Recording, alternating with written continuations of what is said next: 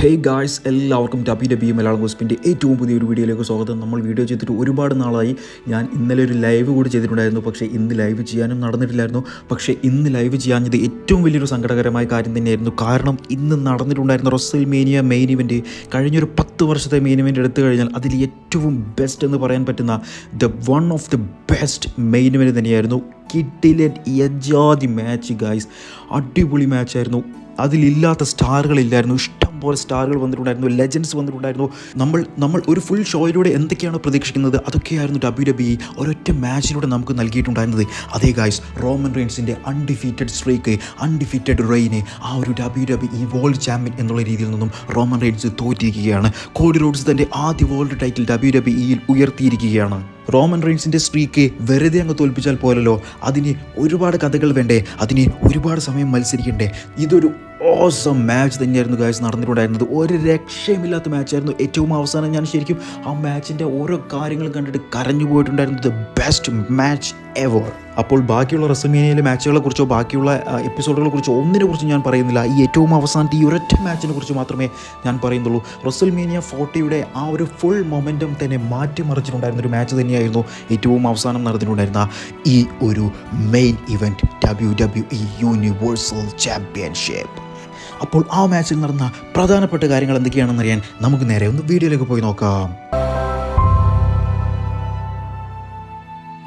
മാച്ചിലേക്ക് ആദ്യം തന്നെ കടന്നു വന്നിട്ടുണ്ടായിരുന്നത് അമേരിക്കൻ നൈറ്റ്മെയർ കോഡി റോഡ്സ് ആയിരുന്നു. കോഡി റോഡ്സിൻ്റെ ഒരു കിഡിലൻ എൻട്രൻസ് നമുക്ക് കാണാൻ സാധിച്ചു. പണ്ട് ത്രിപിൾ എച്ച് എല്ലാം തന്നെ വരുന്ന രീതിയിലുള്ള ഒരു മാസ്ക് എല്ലാം തന്നെ തിരിച്ചിട്ടായിരുന്നു കോഡി റോഡ്സ് വന്നിട്ടുണ്ടായിരുന്നത്. രണ്ടാമതായിട്ട് വന്നിട്ടുണ്ടായിരുന്നത് ഇപ്പോഴത്തെ അൺഡിസ്പ്യൂട്ടഡ് WWE യൂണിവേഴ്സൽ ചാമ്പ്യനായിട്ടുള്ള റോമൻ റെയിൻസ് ആയിരുന്നു. 1317 ദിവസമായി റോമൻ റെയിൻസ് വേൾഡ് ചാമ്പ്യനായി മാറിയിട്ട് ഓഗസ്റ്റ് 30, 2020 മുതലായിരുന്നു റോമൻ റെയിൻസ് അദ്ദേഹത്തിൻ്റെ ആ ഒരു ചാമ്പ്യൻഷിപ്പ് റെയിനും കൊണ്ട് തുടങ്ങിയിട്ടുണ്ടായിരുന്നത്. മാച്ച് തുടങ്ങി കുറച്ച് നേരം കഴിഞ്ഞപ്പോൾ തന്നെ ടേബിൾ ഉപയോഗിച്ചിട്ടും കെൻഡോസ്റ്റിക് ഉപയോഗിച്ചിട്ടുമുള്ള ഒരുപാട് ഫൈറ്റുകൾ നമുക്ക് കാണാൻ സാധിച്ചു. മാച്ചിൻ്റെ ആദ്യ ഭാഗങ്ങളിൽ മുഴുവനായിട്ടും റോമൻ റെയിൻസും കോഡി റോഡ്സും മാത്രമേ ഉണ്ടായിരുന്നുള്ളൂ. ഒരു കിഡിലൻ പെർഫോമൻസ് തന്നെയായിരുന്നു രണ്ട് പേരുടെ അടുത്തു നിന്നും നമുക്ക് കാണാൻ സാധിച്ചിട്ടുണ്ടായിരുന്നത്. രണ്ടുപേരും വിട്ടുകൊടുക്കാത്ത രീതിയിൽ മത്സരിക്കുന്നത് തന്നെ നമുക്ക് കാണാൻ സാധിച്ചു.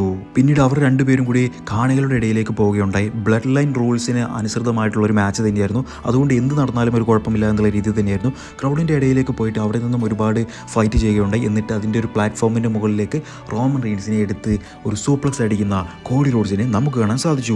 പിന്നീട് രണ്ടുപേരും റിംഗിലേക്ക് എത്തിയതിനു ശേഷം റോമൻ റെയിൻസ് കോഡി റോഡ്സിന് ഒരുപാട് തെറികൾ വിളിക്കുന്ന കാര്യങ്ങളെല്ലാം തന്നെ നമുക്ക് കേൾക്കാൻ സാധിക്കുകയുണ്ടായി. കാണികളെ ട്രിഗർ ചെയ്യാൻ വേണ്ടിയിട്ടായിരുന്നു റോമൻ റെയിൻസ് ഈ കാര്യങ്ങളെല്ലാം തന്നെ ചെയ്തിട്ടുണ്ടായിരുന്നത് എന്നുള്ളത് 100% നമുക്ക് ഉറപ്പായിട്ടുണ്ടായിരുന്നു. പിന്നീട് കുറച്ച് നേരം കൂടി കഴിഞ്ഞതിന് ശേഷം കോഡി റോഡ്സ് ഒരു കോടി കട്ട് റോമൻ റെയിൻസിന് ചെയ്യാൻ വേണ്ടി നോക്കുകയുണ്ടായി. പക്ഷേ റോമൻ റെയിൻസ് അതിൽ നിന്ന് വിദഗ്ധമായിട്ട് മാറുകയും റോമൻ റെയിൻസ് കോഡി റോഡ്സിനെ ഒരു കോടി കട്ടർ ചെയ്യുന്ന കാഴ്ചയും നമുക്ക് കാണാൻ സാധിച്ചു. പക്ഷേ അതിലൊന്നും കോഡി റോഡ്സിനെ തളർത്താൻ സാധിച്ചില്ല. അപ്പോൾ തന്നെ റോമൻ റെയിൻസ് പറയുകയുണ്ടായി, ഈ മൂവ് കൊണ്ടൊന്നും ഒരു കാര്യമില്ല, ഇതുകൊണ്ടൊന്നും ആരെ തോൽപ്പിക്കാൻ കഴിയില്ല എന്ന് പറഞ്ഞുകൊണ്ട് റോമൻ റെയിൻസ് അവിടെ നിന്നും ചിരിക്കുന്നുണ്ടായിരുന്നു. പിന്നീട് രണ്ടുപേരും കൂടി കമൻട്രി ടേബിളിൻ്റെ ആ ഒരു ഭാഗത്തേക്ക് പോവുകയും കോഡി റോഡ്സ് കമൻട്രി ടേബിൾ എല്ലാം തന്നെ ക്ലീൻ ആക്കുകയും ചെയ്തെങ്കിലും റോമൻ റെയിൻസ് തന്നെ ഒരു പവർ ബോംബ് കോഡി റോഡ്സിനെ ആ ഒരു കമൻട്രി ടേബിളിൻ്റെ മുകളിലേക്ക് ചെയ്യുകയായിരുന്നു. എന്നിട്ട് വീണ്ടും കോഡി റോഡ്സിനെ റിംഗിലേക്ക് ഇടുന്നു, ഒരു സൂപ്പർമാൻ പഞ്ച് ചെയ്യുന്നു, 1, 2. പക്ഷേ കോഡി റോഡ്സ് അവിടെ തോറ്റില്ല. റോമൻ റെയിൻസിന് ദേഷ്യം സഹിക്കുക വയ്യാതെ റോമൻ റെയിൻസ് ഒരു സ്പിയറിന് വേണ്ടി ഓടുന്നു. കോഡി റോഡ്സ് ഒരു ചവിട്ട് കൊടുക്കുന്നു. കോഡി റോഡ്സ് ഒരു കോടി കട്ടർ ചെയ്യുന്നു. പക്ഷേ റോമൻ റെയിൻസ് അവിടെ തോറ്റില്ല. ഈ ഒരു സമയമായപ്പോഴേക്കും കാണികളെല്ലാവരും തന്നെ ദിസ് ഈസ് ഓസം എന്ന് പറഞ്ഞിട്ടുള്ള ആ ഒരു ചാൻറ്റുകൾ അവിടെ പറയാൻ തുടങ്ങിയിട്ടുണ്ടായിരുന്നു. അപ്പോൾ തന്നെ മാച്ച് ഒരു രക്ഷയുമില്ലാത്ത ലെവലിലേക്ക് എത്തിയിട്ടുണ്ടായിരുന്നു. അത് കഴിഞ്ഞതിന് ശേഷം കോഡി റോഡ്സ് ഒരു ക്രോസ് റോഡ്സ് ചെയ്യുകയുണ്ടായി. രണ്ടാമത്തെ ക്രോസ് റോഡ്സിന് വേണ്ടിയിട്ട് റോമൻ റെയിൻസിനെ എടുത്തു പിടിച്ച് നിൽക്കുന്ന സമയത്ത് തന്നെയായിരുന്നു അത് സംഭവിച്ചിട്ടുണ്ടായിരുന്നത്. ജിമ്മി യൂസോ അവിടേക്ക് വരികയുണ്ടായി, ഒരു സൂപ്പർ കിക്ക് ചെയ്യുകയുണ്ടായി കോഡി റോഡ്സിനെ. അത് കഴിഞ്ഞ് റോമൻ റെയിൻസിനെ ഒരു സൂപ്പർമാൻ പഞ്ച് ചെയ്യാൻ വേണ്ടിയിട്ട് കോർണറിലേക്ക് ഇരുത്തുകയായിരുന്നു ജിമ്മി യൂസോ. പക്ഷേ ആ ഒരു സമയത്ത് തന്നെയായിരുന്നു അത് സംഭവിച്ചിട്ടുണ്ടായിരുന്നത്.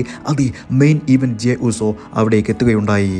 ഇവർ രണ്ടുപേരും കൂടി ആ ഒരു എൻട്രൻസ് റാമ്പിൽ നിന്നും നന്നായിട്ട് ഫൈറ്റ് ചെയ്യുകയും ജെ യൂസോ ജിമ്മി യൂസോയെയും കൊണ്ടുകൊണ്ട് ആ ഒരു എൻട്രൻസ് റാമ്പിൻ്റെ മുകളിൽ നിന്നും താഴേക്ക് ചാടുകയും ഒരു ടേബിളിൻ്റെ മുകളിലേക്ക് രണ്ടുപേരും കൂടി കെട്ടിമറിഞ്ഞ് വീഴുകയും ചെയ്യുന്ന ഒരു കാഴ്ച തന്നെയായിരുന്നു നമ്മൾ കണ്ടിട്ടുണ്ടായിരുന്നത്. റോമൻ റെയിൻസിന് ഈ കാഴ്ചകളൊന്നും തന്നെ വിശ്വസിക്കാൻ കഴിയുന്നില്ലായിരുന്നു. അത് കഴിഞ്ഞ് റിംഗിൽ നിന്നിട്ടുണ്ടായിരുന്ന റോമൻ റെയിൻസ് വീണ്ടും ഒരു സ്പിയർ കോഡി റോഡ്സിന് ചെയ്യുകയും 1, 2 വീണ്ടും കോഡി റോഡ്സ് കിക്ക് ഔട്ട് ചെയ്യുകയുണ്ടായി. പിന്നീട് കുറച്ച് നാടകീയ നിമിഷങ്ങളെല്ലാം തന്നെ കഴിഞ്ഞതിന് ശേഷം കോഡി റോഡ്സ് ഒരു ക്രോസ് റോഡ്സ് ചെയ്യുകയുണ്ടായി. രണ്ടാമത്തെ ക്രോസ് റോഡ്സ് ചെയ്യുകയുണ്ടായി. മൂന്നാമത്തെ ക്രോസ് റോഡ്സിന് വേണ്ടി എഴുന്നേൽപ്പിച്ച് നിർത്തിയ സമയത്ത് തന്നെയായിരുന്നു സോളോ അവിടേക്ക് എത്തിയിട്ടുണ്ടായിരുന്നത്. അങ്ങനെ സോളോയുടെ ഒരു സമോൺ സ്പൈക്ക് നടത്തിയതിനു ശേഷം റോമൻ റെയിൻസിനെ എടുത്ത് കോഡി റോഡ്സിൻ്റെ മുകളിലേക്ക് ഇടുന്നു, പിൻ ചെയ്ത് നോക്കുന്നു. പക്ഷേ 2 കൗണ്ടിന് അപ്പുറത്തേക്ക് പോകുന്നില്ലായിരുന്നു. സോളോ സിക്കോയ്ക്ക് ഭയങ്കര ദേഷ്യമായിട്ടുണ്ടായിരുന്നു. സോളോ അപ്പോൾ തന്നെ വീണ്ടും കോഡി റോഡ്സിനെ എഴുന്നേൽപ്പിച്ച് നിർത്തി റോമൻ റെയിൻസിനെ കൊണ്ട് ഒരു സ്പിയർ ചെയ്യിച്ചു.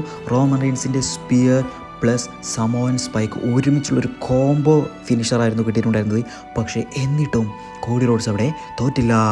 അപ്പോഴും തോൽക്കാതിരുന്നിട്ടുണ്ടായിരുന്ന കോഡി റോഡ്സിനെ നോക്കി ഞെട്ടിത്തെരച്ച് നിന്നിട്ടുണ്ടായിരുന്ന സോളോയുടെ മുമ്പിലേക്ക് വന്നിട്ടുണ്ടായിരുന്നത് മറ്റാരുമല്ല, നമ്മളെല്ലാവരും തന്നെ കാത്തിരിക്കുന്ന, കാണികളെല്ലാവരും തന്നെ കാത്തിരിക്കുന്ന ആ ഒരു വ്യക്തി തന്നെയായിരുന്നു ജോൺ സീന ഈസ് ബാക്ക്. ഏറ്റവും അവസാനം ജോൺ സീനയെ തോൽപ്പിച്ചിട്ടുണ്ടായിരുന്ന സോളോയ്ക്കെതിരെ തിരിച്ചടിക്കാൻ വേണ്ടിയിട്ട് ജോൺസിനെ തിരിച്ചു വന്നിരിക്കുകയാണ് സുഹൃത്തുക്കളെ. ജോൺസിനെ വന്നതിന് ശേഷം സോളോയെ നല്ല രീതിയിൽ അറ്റാക്ക് ചെയ്തു.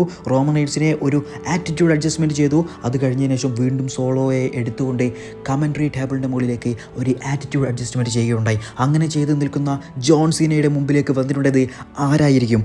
റോമൻ റെയിൻസിൻ്റെ ടീമിൽ നിന്നും ആ ഒരു ട്രൈബൽ ചീഫിൻ്റെ ടീമിൽ നിന്നും വന്നിട്ടുണ്ടായിരുന്നത് മറ്റാരുമായിരുന്നില്ല, ദ ഫൈനൽ ബോസ് ആയിരുന്നു വന്നിട്ടുണ്ടായിരുന്നത്, റോക്ക് ആയിരുന്നു വന്നിട്ടുണ്ടായിരുന്നത്. അങ്ങനെ റോക്ക് വന്നു, ജോൺസിനെയും റിങ്ങിലേക്ക് കയറി. കാണികളെല്ലാവരും തന്നെ ഞെട്ടിത്തെറിച്ച് നിൽക്കുകയാണ്. ഹോളി ഷീറ്റ് ചാൻറ്റുകൾ മാത്രമായിരുന്നു എല്ലായിടത്തും ഉണ്ടായിരുന്നത്.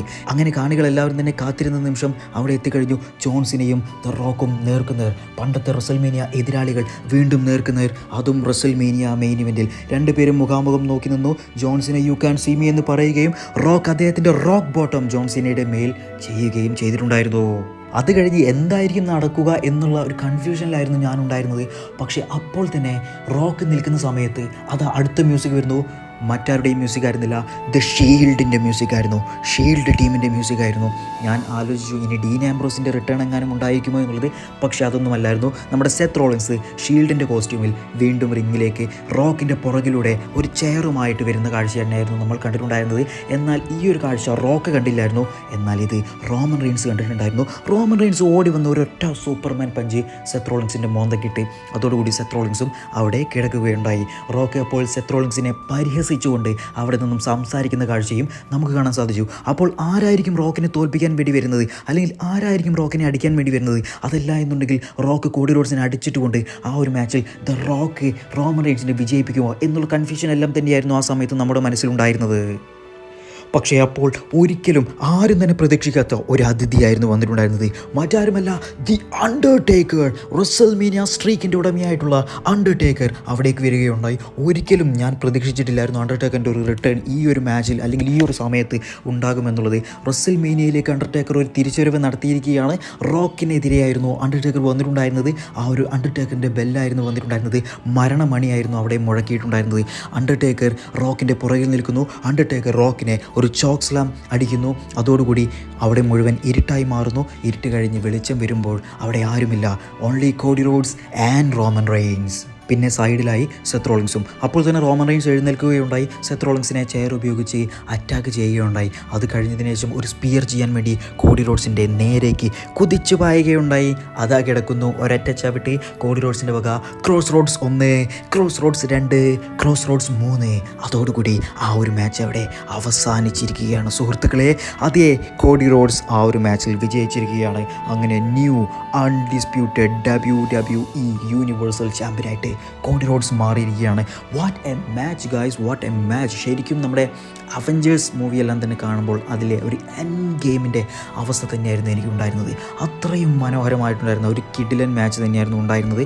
അങ്ങനെ ആ ഒരു മാച്ച് കഴിഞ്ഞതിന് ശേഷം കോഡി റോഡ്സിനെ എടുത്ത് ഉയർത്താൻ വേണ്ടിയിട്ട് Randy Orton, John Cena, Seth Rollins, Kevin Owens, Sami Zayn, LA Knight, CM Punk, അങ്ങനെ ഒരുപാട് പേര് വരികയുണ്ടായി. ആ മാച്ച് കഴിഞ്ഞതിന് ശേഷം കോഡി റോഡ്സും മൈക്കെടുത്ത് ട്രിപ്പിൾ എച്ച് കൂടി ഇവിടെ വരണം, പുതിയ എറയുടെ അമരക്കാരനായിട്ടുള്ള ട്രിപ്പിൾ എച്ച് വരണമെന്ന് ഞാൻ ആഗ്രഹിക്കുന്നു എന്ന് പറഞ്ഞിട്ട് ട്രിപ്പിൾ എച്ചിനെയും വിളിക്കുന്നു. അങ്ങനെ എല്ലാവരും റിങ്ങിലെത്തി.